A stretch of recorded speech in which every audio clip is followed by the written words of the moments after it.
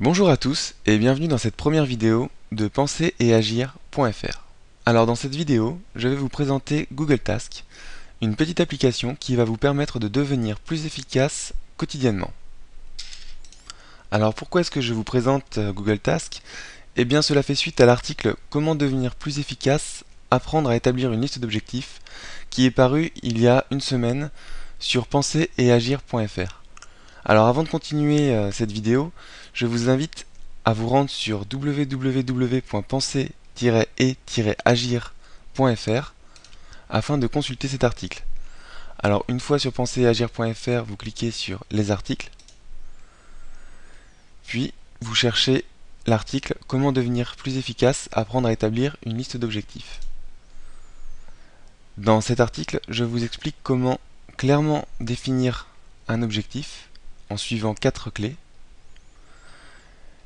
Et ensuite, comment optimiser la probabilité d'atteindre cet objectif. Donc une fois que vous avez lu cet article, vous pouvez revenir sur cette vidéo. Alors, quelles sont les contraintes que l'on veut qu'un logiciel d'efficacité respecte? Alors tout d'abord, on veut qu'il soit simple à installer et à configurer, et simple à utiliser de façon quotidienne. On ne veut pas que le logiciel nous fasse perdre plus de temps qu'il est censé nous en faire gagner. Enfin, il serait souhaitable qu'il soit consultable et modifiable de n'importe où et n'importe quand. Ainsi, on va pouvoir éditer ses objectifs si on est en vacances, si l'on est à son travail ou à son domicile. En termes de fonctionnalité maintenant, pour suivre la méthode que je vous ai présentée dans l'article, il va falloir que ce logiciel nous permette de définir des objectifs et des sous-objectifs, mais aussi de définir des listes d'objectifs. Lorsqu'on a plusieurs objectifs en parallèle, il va falloir pouvoir les classer dans des listes. Il va falloir que ce logiciel nous permette de définir une date de fin par objectif. Et enfin, chose très importante, matérialiser la réussite d'un objectif, alors en cochant une case ou alors en barrant. Voilà, il faut pouvoir dire cet objectif, ce sous-objectif, je l'ai accompli. Enfin, étant donné qu'on est sur un logiciel informatique, on pourra avoir une fonctionnalité de génération de rapports, d'une part des objectifs effectués, et d'autre part des objectifs restants à faire. Donc maintenant on va rentrer dans le vif du sujet, et on va se rendre sur igoogle.fr pour installer Google Task. Une fois que vous êtes sur eGoogle, alors si vous avez un compte, il vous suffit de vous connecter tout simplement. Voilà, alors j'ai déjà un compte eGoogle que j'ai créé spécifiquement pour ces tutoriels. Il ne sert à rien de m'écrire à cette adresse mail, je l'utilise juste pour faire ces vidéos.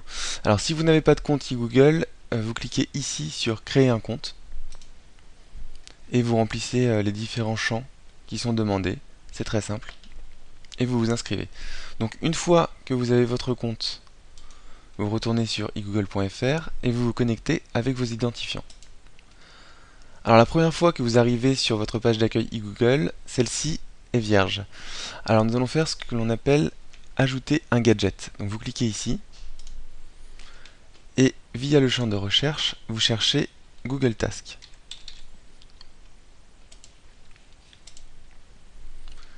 Donc le premier gadget qui apparaît est celui que l'on cherche. Vous faites attention à ce que ce soit le gadget de tâche officiel de Google. Vous l'ajoutez et vous retournez sur votre page d'accueil eGoogle. Automatiquement, l'application est installée. Voilà, c'est vraiment très facile et on va pouvoir commencer à définir nos listes d'objectifs. Vous cliquez sur Nouvelle liste et par exemple, une liste perso. Voilà. Maintenant, on va créer une liste pour nos activités professionnelles, que l'on va appeler travail, par exemple. Étant donné que je tiens un blog, je suis tenté de créer une liste pour mon blog, penser et agir. Et pourquoi pas une liste pour un projet personnel qui soit un peu plus ambitieux et qui mérite d'avoir sa liste à lui tout seul. Par exemple, voyage en Russie. Alors une fois qu'on a établi nos différentes listes, on va pouvoir y mettre des objectifs. Par exemple, faire mon passeport. Si je dois renouveler mon passeport ou en faire un nouveau, je me mets un objectif ici. Alors c'est un petit objectif, donc on va le décomposer en sous-objectifs directement dans sa description. Par exemple, faire 2 photos d'identité. Il me faudra aussi un justificatif de domicile. Donc une photocopie plus l'original. 86 € en timbres fiscaux. Et une photocopie de ma carte d'identité. Voilà. Donc c'est très simple. Si je souhaite maintenant mettre une date de fin pour cet objectif, je clique tout simplement ici et je sélectionne par exemple le 28 février. Je reviens à la liste, mon objectif est écrit et il devra donc être fini le 28 février. C'est vraiment très très simple. Alors maintenant, on va écrire d'autres objectifs, par exemple pour la liste de mon blog, écrire un article sur l'efficacité. Lorsque j'appuie sur Entrée, directement je passe à la définition d'un nouvel objectif, c'est vraiment très très facile. Répondre au mail de Paul, proposer un lieu pour l'interview avec Pierre. Voilà, c'est vraiment très facile. On a donc nos deux listes qui sont complètement indépendantes avec nos objectifs. Maintenant, imaginons que j'ai terminé donc deux objectifs, je les coche, et voilà, je matérialise le fait que j'ai accompli ces deux objectifs. Ensuite, via les actions, je peux effacer les tâches terminées. À tout moment, si j'ai envie de voir quelles tâches j'ai effectuées sur cette liste de tâches, eh bien, je vais sur Actions et afficher les tâches terminées. Voilà, donc je sais que le dimanche 19 février 2012, j'ai répondu au mail de Paul et j'ai écrit un article sur l'efficacité. De la même manière, via Action, je vais pouvoir imprimer cette liste de tâches. Donc voilà les deux objectifs que j'ai réalisés pour l'instant.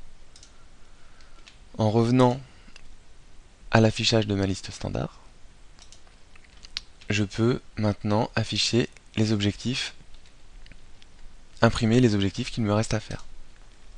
Voilà.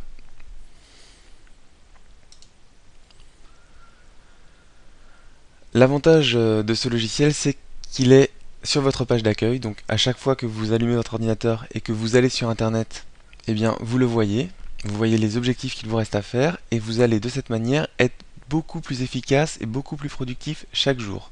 Et ce logiciel va vous permettre de prendre des notes facilement, d'écrire des objectifs facilement et vous n'oublierez plus jamais rien. De la même manière, étant donné qu'il est sur internet, que vous soyez en vacances, chez vous, au travail, il vous suffit de vous connecter et vous y avez accès.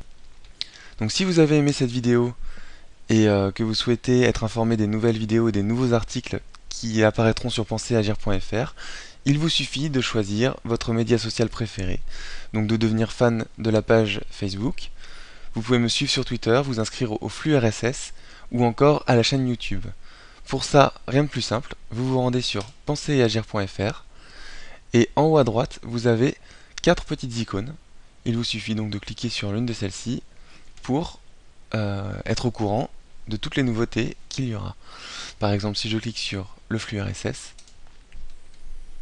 voilà, je peux directement l'ajouter à ma page d'accueil eGoogle en cliquant ici. Ajouter. Et voilà, c'est très facile, le flux RSS est arrivé directement à côté de ma liste de tâches. Merci à tous d'avoir suivi cette vidéo et je vous dis à très bientôt sur pensereetagir.fr.